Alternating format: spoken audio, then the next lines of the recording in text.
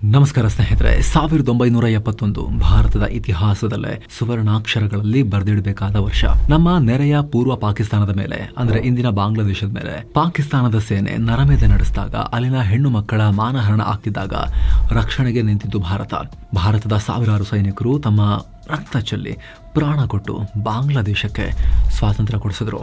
ಆದರೆ ವಿಧಿಯಾಟ ನೋಡಿ, ಯಾವ ದೇಶದ ವಿರುದ್ಧ ಹೋರಾಡಿ ಬಾಂಗ್ಲಾದೇಶ ಜನ್ಮ ತಾಳ್ತೋ, ಯಾವ ಪಾಕಿಸ್ತಾನ ಲಕ್ಷಾಂತರ ಬೆಂಗಾಲಿಗಳನ್ನ ಕೊಂದು ಹಾಕಿತ್ತೋ, ಇವತ್ತು ಅದೇ ಪಾಕಿಸ್ತಾನದೊಂದಿಗೆ ಬಾಂಗ್ಲಾದೇಶ ಕೈ ಜೋಡಿಸೋಕೆ ರೆಡಿಯಾಗಿದೆ. ಬರೀ ಫ್ರೆಂಡ್ಶಿಪ್ ಅಲ್ಲ, ಮಿಲಿಟರಿ ಅಲಯನ್ಸ್ಗೆ ಮುಂದಾಗ್ತಾ ಇದೆ ಅನ್ನೋ ಆಘಾತಕಾರಿ ಚರ್ಚೆ ನಡೀತಾ ಇದೆ.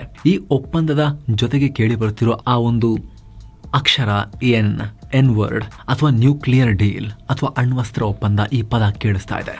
ಎಸ್ ಫ್ರೆಂಡ್ಸ್, ವರದಿಗಳ ಪ್ರಕಾರ ಪಾಕಿಸ್ತಾನ ಮತ್ತು ಬಾಂಗ್ಲಾ ನಡುವೆ ಒಂದು ಸೀಕ್ರೆಟ್ ರಕ್ಷಣಾ ಒಪ್ಪಂದ ನಡೀತಾ ಇದೆ. ಇದು ನಿಜವಾಗಿದೆ. ಆದ್ರೆ ಭಾರತದ ಕಥೆ ಏನು? ಇಷ್ಟು ದಿನ ನಮಗೆ ಪಾಕಿಸ್ತಾನ ಮತ್ತು ಚೀನಾದಿಂದ ಮಾತ್ರ ಕಂಟಕ ಇತ್ತು. ಆದ್ರೀಗ ನಮ್ಮ ಮಡಿಲಲ್ಲೇ ಇದ್ದ ಬಾಂಗ್ಲಾದೇಶ ಕೂಡ ಶತ್ರುಗಳ ಲಿಸ್ಟ್ ಸೇರ್ತಾ ಇದೆಯಾ? ಭಾರತಕ್ಕೆ ಇನ್ಯಾವತ್ತೂ ಇಲ್ಲದಂತ 3 ಫ್ರಂಟ್ ವಾರ್ ಅಥವಾ 3 ಕಡೆಯಿಂದ ಯುದ್ಧದ ಭೀತಿ ಎದುರಾಗಿದೆಯಾ? ಇವತ್ತಿನ ಈ ವಿಶೇಷ ವರದಿಯಲ್ಲಿ ಪಾಕ್ ಬಾಂಗ್ಲಾ ನಡುವಿನ ಈ ನೆಕ್ಸಸ್ ಏನು, ಇದರ ಹಿಂದೆ ಚೀನಾದ ಆಟ ಇದೆಯಾ, ಮತ್ತು ಭಾರತ ಇದನ್ನ ಹೇಗೆ ಟ್ಯಾಕಲ್ ಮಾಡಬಹುದು, ಎದುರಿಸಬಹುದು, ಎಳೆಯಾಗಿ ನೋಡ್ತಾ ಹೋಗೋಣ. ಕಡೆ ತನಕ ಮಿಸ್ ಮಾಡದೆ ನೋಡಿ. ಹಾಗೆ ಎಲ್ಲ ಮೆಂಬರ್ ಓನ್ಲಿ ವಿಡಿಯೋಸ್ ಅನ್ನ ನೀವು ಕೂಡ ನೋಡೋಕೆ ವಿಡಿಯೋ ಕೆಳಗಿರೋ ಜಾಯಿನ್ ಆಪ್ಷನ್ ಮೂಲಕ ಮಸ್ತ್ಮಗ ಪ್ರೀಮಿಯಂ ಮೆಂಬರ್ಶಿಪ್ ಕುಟುಂಬವನ್ನ ಸೇರಬಹುದು. ಏನಿದು ಪಾಕ್ ಬಾಂಗ್ಲಾ ಸೀಕ್ರೆಟ್ ಒಪ್ಪಂದ? ಮೊದಲಿಗೆ ಈ ನ್ಯೂಸ್ ಏನು ಅನ್ನೋದನ್ನ ಕ್ಲಿಯರ್ ಆಗಿ ಅರ್ಥ ಮಾಡ್ಕೊಳ್ಳೋಣ.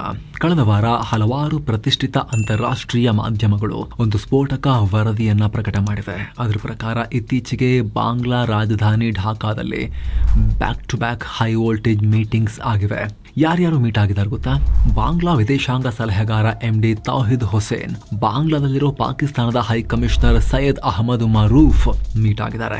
ಅಷ್ಟೇ ಅಲ್ಲ, ಪಾಕಿಸ್ತಾನದ navy chief admiral Naveed Ashraf ಮತ್ತು ಕುಖ್ಯಾತ ISI ಮುಖ್ಯಸ್ಥ ಆಸಿಮ್ ಮಲಿಕ್ ಈತ ಕೂಡ ಬಾಂಗ್ಲಾ ಕಡೆಗೆ ಮುಖ ಮಾಡಿದ್ದಾರೆ. ಕೇವಲ ಶೇಕ್ ಹ್ಯಾಂಡ್ ಮಾಡೋಕೆ ಇಷ್ಟೆಲ್ಲ ದೊಡ್ಡ ತಲೆಗಳು ಒಂದೇ ಕಡೆ ಸೇರಲ್ಲ. ವರದಿ ಪ್ರಕಾರ ಇವರೆಲ್ಲ ಸೇರಿ ಒಂದು ಕರಡು ಒಪ್ಪಂದವನ್ನ ಅಂದ್ರೆ ಡ್ರಾಫ್ಟ್ ಪ್ಯಾಕ್ಟ್ ಅನ್ನ ರೆಡಿ ಮಾಡ್ತಿದ್ದಾರೆ. ಇದರಲ್ಲಿ ಮುಖ್ಯವಾಗಿ ಇಂಟೆಲಿಜೆನ್ಸ್ ಶೇರಿಂಗ್ ಅಂದ್ರೆ ಗುಪ್ತಚರ ಮಾಹಿತಿ ಹಂಚಿಕೊಳ್ಳೋದು, ಜಂಟಿ ಸೇನಾ ಕಸರತ್ತು ಮತ್ತು ಶಸ್ತ್ರಾಸ್ತ್ರ ವಿನಿಮಯ ಮಾಡಿಕೊಳ್ಳೋ ಅಂಶಗಳಿವೆ. ಆದರೆ ರಕ್ಷಣಾ ತಜ್ಞರನ್ನ ಬೆಚ್ಚಿ ಬೀಳಿಸಿರೋದು ಈ ವಿಚಾರ ಅಲ್ಲ.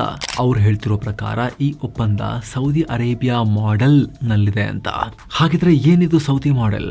ಪಾಕಿಸ್ತಾನ ಮತ್ತು ಸೌದಿ ಅರೇಬಿಯಾ ನಡುವೆ ಆಲ್ರೆಡಿ ಒಂದು ಒಪ್ಪಂದ ಇದೆ, ಸ್ಟ್ರಾಟಜಿಕ್ ಮ್ಯೂಚುವಲ್ ಡಿಫೆನ್ಸ್ ಅಗ್ರಿಮೆಂಟ್. ಅದ್ರ ಪ್ರಕಾರ ಸೌದಿ ಅರೇಬಿಯಾದ ಮೇಲೆ ಯಾರೇ ಬೇರೆಯವರು ದಾಳಿ ಮಾಡಿದ್ರು ಕೂಡ ಪಾಕಿಸ್ತಾನ ಅದು ತನ್ನ ಮೇಲೇನೆ ದಾಳಿ ಆಯ್ತು ಅಂತ ಅನ್ಕೊಂಡು ಸೇನೆಯನ್ನ ಕಳಿಸಬೇಕು. ಬದಲಿಗೆ ಸೌದಿ ಅರೇಬಿಯಾ ಪಾಕಿಸ್ತಾನಕ್ಕೆ ದುಡ್ಡು ಮತ್ತು ತೈಲವನ್ನ ಕೊಡುತ್ತೆ. ಈಗ ಸೇಮ್ ಟು ಸೇಮ್ ಇಂತಹದ್ದೇ ಒಪ್ಪಂದ ಬಾಂಗ್ಲಾ ಜೊತೆಗೂ ಆಗ್ತಾ ಇದೆ ಅಂತ ಹೇಳಲಾಗ್ತಿದೆ. ಅಂದ್ರೆ attack on one is an attack on both ಅಂತ. ನಾಳೆ ಭಾರತ ಏನಾದರೂ ಬಾಂಗ್ಲಾ ಗಡಿಯಲ್ಲಿ ಮಿಲಿಟರಿ ಆಕ್ಷನ್ ತಗೊಳಕ್ ಹೋದ್ರೆ ಪಾಕಿಸ್ತಾನ ನೇರವಾಗಿ ಯುದ್ಧಕ್ಕೆ ಇಳಿಯಬಹುದು. ಇದು ಅಧಿಕೃತವಾಗಿ ಇನ್ನೂ ಫೈನಲ್ ಆಗಿಲ್ಲ, ಡ್ರಾಫ್ಟಿಂಗ್ ಸ್ಟೇಜ್ ನಲ್ಲಿದೆ. ಆದ್ರೆ ಇಂಥ ಒಂದು ಚರ್ಚೆ ನಡೀತಿರುವುದೇ ಭಾರತಕ್ಕೆ ಡೇಂಜರ್ ಬೆಲ್. ಇದಕ್ಕೆ ಸಂಬಂಧಪಟ್ಟಂತೆ ಆಲ್ರೆಡಿ ಪಾಕಿಸ್ತಾನದಿಂದ ಹೇಳಿಕೆಗಳು ಬರೋಕೆ ಶುರುವಾಗಿದೆ. PMLN ಪಾರ್ಟಿಯ ಅಂದ್ರೆ ನವಾಜ್ ಶರೀಫ್ ಅವರ ಪಾರ್ಟಿಯ ಲೀಡರ್ ಕಮ್ರಾನ್ ಸಯೀದ್ ಉಸ್ಮಾನಿ ಅನ್ನೋ ವ್ಯಕ್ತಿ ಬಾಂಗ್ಲಾ ಮೇಲೆ ಭಾರತ ಮಿಲಿಟರಿ ಆಕ್ಷನ್ ತಗೊಂಡ್ರೆ ಪಾಕಿಸ್ತಾನ ದಾಳಿ ಮಾಡುತ್ತೆ ಅನ್ನೋ ಹೇಳಿಕೆಯನ್ನ ಆಲ್ರೆಡಿ ಕೊಟ್ಟಿದ್ದಾನೆ. ಮತ್ತೊಂದ್ ಕಡೆ ಪಾಕಿಸ್ತಾನ ಸೇನೆಯ ಜನರಲ್ ಶಾಹಿರ್ ಸಂಸಾದ್ ಮಿರ್ಜಾ ಈತ ಕೂಡ ಮೊಹಮ್ಮದ್ ಯೂನುಸ್ರನ್ನ ಭೇಟಿಯಾಗಿ ಮಿಲಿಟರಿ ಸಹಕಾರ ಹೆಚ್ಚಿಸಿಕೊಳ್ಳೋದ್ರ ಬಗ್ಗೆ ಆಸಕ್ತಿ ಇದೆ ಪಾಕಿಸ್ತಾನಕ್ಕೆ ಅನ್ನೋ ಓಪನ್ ಸ್ಟೇಟ್ಮೆಂಟ್ ಅನ್ನು ಕೂಡ ಕೊಟ್ಟಾಗಿದೆ.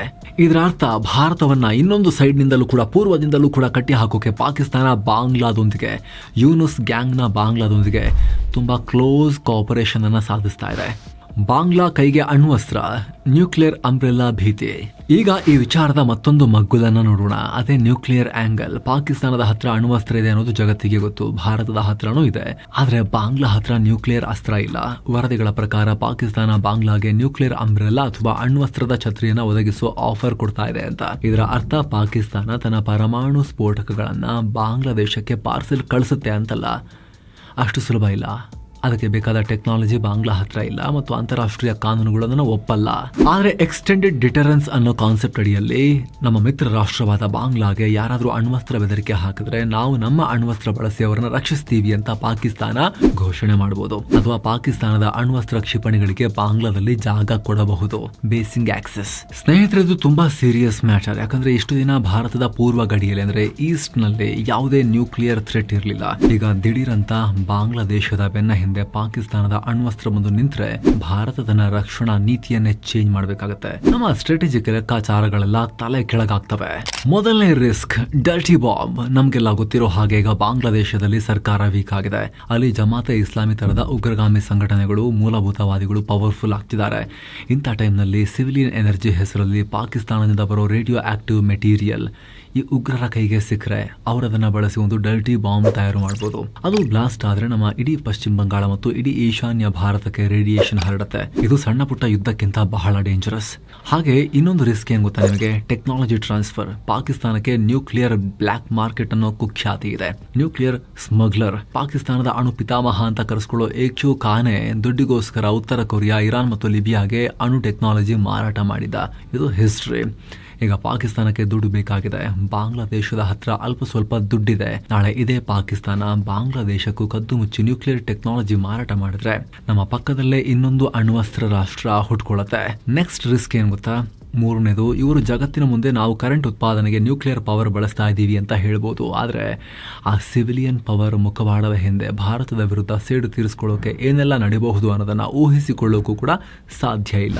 ಚಿಕನ್ ನೆಕ್ ಕಟ್ ಆಗುತ್ತಾ ಭಾರತಕ್ಕೆ ತ್ರಿವಳಿ ಕಂಟಕ?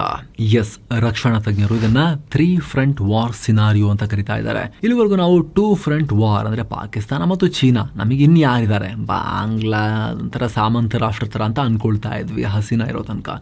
ಈಗ ಮೂರನೇ ರಂಗವಾಗಿ ಬಾಂಗ್ಲಾದೇಶ ಸೇರ್ಪಡೆಯಾಗ್ತಾ ಇದೆ. ಇದರಿಂದ ಅತಿ ಹೆಚ್ಚು ಅಪಾಯ ಇರುವುದು ನಮ್ಮ ಸಿಲಿಗುರಿ ಕಾರಿಡಾರ್ ಅಥವಾ ಜನಪ್ರಿಯವಾಗಿ ಚಿಕನ್ ಸ್ನೆಕ್ ಅಂತ ಕರೆಯಲ್ಪಡೋ ಜಾಗಕ್ಕೆ. ಇದ್ರ ಬಗ್ಗೆ ತುಂಬಾ ಸಲ ಮಾಹಿತಿ ಕೊಟ್ಟಿದ್ದೀವಿ. ಕೇವಲ 20-22 ಕಿಲೋಮೀಟರ್ ಅಗಲ ಇರೋ ನ್ಯಾರೋ ಸ್ಟ್ರಿಪ್ ಇದು. ಇದು ಉಳಿದ ಭಾರತವನ್ನ ನಾರ್ತ್ ಈಸ್ಟ್ ಇಂಡಿಯಾದೊಂದಿಗೆ ಕನೆಕ್ಟ್ ಮಾಡುತ್ತೆ. ಒಂದು ವೇಳೆ ಯುದ್ಧದ ಟೈಮ್ ನಲ್ಲಿ ಚೀನಾ ಮೇಲ್ಗಡೆಯಿಂದ, ಬಾಂಗ್ಲಾ ಕೆಳಗಡೆಯಿಂದ ಈ ಜಾಗದ ಮೇಲೆ ದಾಳಿ ಮಾಡಿದ್ರೆ ಈ ಲಿಂಕ್ ಅನ್ನ ಡಿಫೆಂಡ್ ಮಾಡ್ಕೊಳ್ಳೋಕೆ ಭಾರತ ಹೆವಿ ಎನರ್ಜಿಯನ್ನ ಬಳಸಬೇಕಾಗಿ ಬರುತ್ತೆ. ತುಂಬಾ ಶಕ್ತಿಯನ್ನ ಅಲ್ಲಿ ಖರ್ಚು ಮಾಡಬೇಕಾಗಿ ಬರುತ್ತೆ. ಅಲ್ಲಿ ಏನಾದ್ರೂ ಸ್ವಲ್ಪ ಕೈ ತಪ್ಪಿ ಹೋಯ್ತು ಅಂದ್ರೂ ಕೂಡ ಅರುಣಾಚಲ ಪ್ರದೇಶ, ಅಸ್ಸಾಂ, ಮಣಿಪುರ, ನಾಗಾಲ್ಯಾಂಡ್ ಸೇರಿ ಇಡೀ ಈಶಾನ್ಯ ಭಾರತಕ್ಕೆ ನೇರ ಲ್ಯಾಂಡ್ ಲಿಂಕ್ ಕತ್ತರಿಸಿ ಹೋಗುವ ಅಪಾಯ ಇದೆ. ಇಷ್ಟು ದಿವಸ ಬಾಂಗ್ಲಾ ನಮ್ಮ ಫ್ರೆಂಡ್ ಆಗಿದ್ದಾಗ ಹಸೀನಾ ಇರೋ ತನಕ ಭಾರತ ತಲೆ ಕೆಡಿಸ್ಕೊಂಡಿರ್ಲಿಲ್ಲ. ಆದ್ರೆ ಬಾಂಗ್ಲಾ ಪಾಕಿಸ್ತಾನದೊಂದಿಗೆ ಸೇರಿ ಅಲ್ಲಿ ಪಾಕಿಸ್ತಾನದ ISI ಏಜೆಂಟ್ಗಳಿಗೆ ಅಥವಾ ಚೀನಾದ ಸೇನೆಗೆ ಜಾಗ ಮಾಡಿಕೊಟ್ರೆ ಈ ಸಿಲಿಗುರಿ ಕಾರಿಡಾರ್ ತುಂಬಾ ವಲ್ನರಬಲ್ ಆಗುತ್ತೆ ಅಥವಾ ಅಪಾಯಕ್ಕೆ ಓಪನ್ ಅಪ್ ಆಗುತ್ತೆ. ಇದು ಬಂಗಾಳ ಕೊಲ್ಲಿಯ ಮೇಲೂ ಕಂಟ್ರೋಲ್ ಹೋಗುತ್ತಾ? ನೆಕ್ಸ್ಟ್ ಸಮುದ್ರ ನೋಡಿ, ಬಂಗಾಳ ಕೊಲ್ಲಿ ಅಥವಾ ಬೇ ಆಫ್ ಬೆಂಗಾಲ್. ಇಷ್ಟು ದಿನ ಭಾರತದ ಟೋಟಲ್ ಕಂಟ್ರೋಲ್ ಇತ್ತು. ಪಾಕಿಸ್ತಾನದ ಯಾವುದೇ ಹಡಗು ಬಾಂಗ್ಲಾಗ್ ಹೋಗಬೇಕು ಅಂದ್ರೆ ಅದು ಶ್ರೀಲಂಕಾ ಅಥವಾ ಸಿಂಗಾಪುರ್ನಲ್ಲಿ ಚೆಕಿಂಗ್ ಆಗಿ ಅಲ್ಲಿಂದ ಬೇರೆ ಹಡಗಲ್ಲಿ ಹೋಗ್ತಾ ಇತ್ತು. ಸೊ ನಮಗೆ ಅಲ್ಲಿ ಏನು ಹೋಗ್ತಿದೆ ಅಂತ ಗೊತ್ತಾಗ್ತಿತ್ತು. ಆದ್ರೆ ಈಗ ಇತಿಹಾಸದಲ್ಲೇ ಮೊದಲ ಬಾರಿಗೆ ಕರಾಚಿಯಿಂದ ಡೈರೆಕ್ಟ್ ಆಗಿ ಚಿತ್ತಗಾಂಗ್ ಪೋರ್ಟ್ಗೆ ಪಾಕಿಸ್ತಾನದ ಹಡಗು ಬಂದಿದೆ. No checking, no restriction. ಆ ಹಡಗಲ್ಲಿ ಅಕ್ಕಿ ಬೇಳೆ ಬಂದಿದೆಯಾ ಅಥವಾ ಸ್ಫೋಟಕ ಬಂದಿದೆಯಾ ಯಾರಿಗೂ ಗೊತ್ತಿಲ್ಲ. ಈಗ ಆಲ್ರೆಡಿ ಚೀನಾ ಅಲ್ಲಿ ಕಾಲೂರಿದೆ. ಸೊ ನಮ್ಮದೇ ಸಮುದ್ರದಲ್ಲಿ ನಮ್ಮ ಹಡಗುಗಳ ಓಡಾಟಕ್ಕೆ ಕಷ್ಟ ಆಗ್ಬೋದು. ವಿಶಾಖಪಟ್ಟಣಂ, ಚೆನ್ನೈ, ಕೋಲ್ಕತ್ತಾ ಪೋರ್ಟ್ಗಳು ಕೂಡ ಡೇಂಜರ್ ಝೋನ್ಗೆ ಬರ್ತವೆ. ಇದರ ಹಿಂದಿರೋದು ಚೀನಾ ಮೆದುಳ. ಈ ಡೀಲ್ ಪಾಕ್ ಮತ್ತು ಬಾಂಗ್ಲಾ ನಡುವೆ ಆಗ್ತಾ ಇದ್ರು. ಇದರ ಹಿಂದಿರೋ ಅಸಲಿ ಮಾಸ್ಟರ್ ಮೈಂಡ್ ಚೀನಾ ಅನ್ನೋ ಅನುಮಾನಗಳಿವೆ. ಪಾಕಿಸ್ತಾನ ಮತ್ತು ಬಾಂಗ್ಲಾ ಈ ಎರಡೂ ಕೂಡ ಸಾಲಕ್ಕಾಗಿ ಚೀನಾ ಮುಂದೆ ಕೈ ಚಾಚೋ ರಾಷ್ಟ್ರಗಳು. ಬಾಂಗ್ಲಾಗೆ ಅತಿ ಹೆಚ್ಚು ಶಸ್ತ್ರಾಸ್ತ್ರ ಕೊಡೋದೇ ಚೀನಾ. ಭಾರತವನ್ನು ಸುತ್ತುವರಿಯೋಕೆ ಚೀನಾ ಮಾಡ್ತಿರೋ ಸ್ಟ್ರಿಂಗ್ ಆಫ್ ಪರ್ಲ್ಸ್ ಸ್ಟ್ರಾಟಜಿಗೆ ಈ ಪಾಕ್ ಬಾಂಗ್ಲಾ ಡೀಲ್ ಪರ್ಫೆಕ್ಟ್ ಆಗಿ ಮ್ಯಾಚ್ ಆಗುತ್ತೆ. ಚೀನಾ ನೇರವಾಗಿ ಬಂದರೆ ಭಾರತ ವ್ಯಾಪಾರ ಮಾಡಲ್ಲ, ಇನ್ನೂ ಅಮೆರಿಕದ ಹತ್ರ ಹೋಗ್ಬಿಡ್ತೀವಿ ಅಂತ ಹೋಗುತ್ತೆ. ಏನು ಚೀನಾ ನಿಧಾನಕ್ಕೆ ನೈಸ್ ಹೊಡೆದು ಭಾರತದ ಮಾರ್ಕೆಟಲ್ಲಿ ಆಕ್ಸೆಸ್ ಪಡೆಯೋಕ್ಕೆ ಪ್ರಯತ್ನ ಪಡ್ತಾ ಇದೆ, ಎಲ್ಲ ಹಾಳಾಗುತ್ತೆ. ಆದರೆ ತಾನು ದೂರ ನಿಂತ್ಕೊಂಡು ಭಾರತದ ವಿರುದ್ಧ ಇವರಿಬ್ಬರನ್ನ ಎತ್ತಿಕಟ್ರೆ ಚೀನಾಗೆ ವ್ಯಾಪಾರನೂ ಸಿಕ್ತು, ಭಾರತಕ್ಕೆ ಸೈಕಲಾಜಿಕಲ್ ಪ್ರೆಷರನ್ನು ಹಾಕಿದಂಗೂ ಆಯಿತು.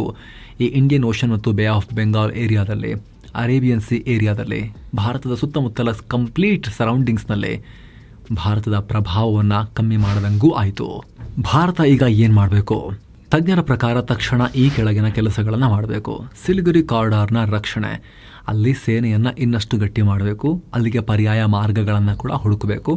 ಆಲ್ರೆಡಿ ಅದನ್ನು ಭಾರತ ಮಾಡ್ತಾ ಇದೆ. ಅಲ್ಲಿ ಹೆಚ್ಚಿನ ಪ್ರಮಾಣದಲ್ಲಿ ನಾವು ಸೇನೆಯನ್ನು ಅಲ್ಲಿ ಸ್ಟೇಷನ್ ಮಾಡ್ತಾ ಇದ್ದೀವಿ, ಡಿಪ್ಲಾಯ್ ಮಾಡ್ತಾ ಇದ್ದೀವಿ. ನಮ್ಮ ಎಲ್ಲ ಅತ್ಯಾಧುನಿಕ ಮಿಲಿಟರಿ ಆಸೆಟ್ಸನ್ನು ಕೂಡ ನಾವು ಸಿಲಿಗುರಿ ಕಾರಿಡಾರ್ನಲ್ಲಿ ತಗೊಂಡೋಗಿ ಸ್ಟೇಷನ್ ಮಾಡಿದ್ದೀವಿ. ಹಾಗೆ ಸ್ನೇಹಿತರೆ, ನೇವಲ್ ಪವರ್, ಬಂಗಾಳ ಕೊಲ್ಲಿಯಲ್ಲಿ ನಮ್ಮ ನೇವಿ ಮತ್ತು ಕೋಸ್ಟ್ ಗಾರ್ಡ್ ಕಣ್ಗಾವಲನ್ನು ಹೆಚ್ಚು ಮಾಡಬೇಕು. ಡಿಪ್ಲೊಮಸಿ ಕೇವಲ ಸೈನ್ಯದ ಗಾತ್ರದ ಮೂಲಕ ಮಾತ್ರ ಅಲ್ಲ, ರಾಜತಾಂತ್ರಿಕವಾಗೂ ಕೂಡ ಬಾಂಗ್ಲಾ ಮೇಲೆ ಒತ್ತಡ ಹಾಕಬೇಕು. ನೀವು ಪಾಕ್ ಜೊತೆ ಹೋದರೆ ಭಾರತದ ಜೊತೆಗಿನ ವ್ಯಾಪಾರ ಮತ್ತು ಸಹಾಯ ಕಟ್ಟಾಗುತ್ತೆ ಅನ್ನೋ ಎಚ್ಚರಿಕೆ ಕೊಡಬೇಕು. ಈ ಬಗ್ಗೆ ನಿಮಗೆ ಅನ್ಸುತ್ತೆ ಕಾಮೆಂಟ್ ಮಾಡಿ ತಿಳಿಸಿ. ಹಾಗೆ ಆಗ್ಲೇ ಹೇಳಿದ ಮಸ್ಮಗ ಪ್ರೀಮಿಯಂ ಮೆಂಬರ್ಶಿಪ್ ಅನ್ನ ಆಸಕ್ತ ವೀಕ್ಷಕರು ವಿಡಿಯೋ ಕೆಳಗಿರೋ ಜಾಯಿನ್ ಆಪ್ಷನ್ ಮೂಲಕ ಸೇರಬಹುದು. ಆನಂತರ ಎಲ್ಲ ಮೆಂಬರ್ ಓನ್ಲಿ ವಿಡಿಯೋಸ್ ಅನ್ನ ನೋಡೋಕೆ ಶುರು ಮಾಡಬಹುದು. ಮತ್ತೆ ಭೇಟಿ ಆಗ್ತಿರೋಣ ಸ್ನೇಹಿತರೆ. ನಮಸ್ತೆ.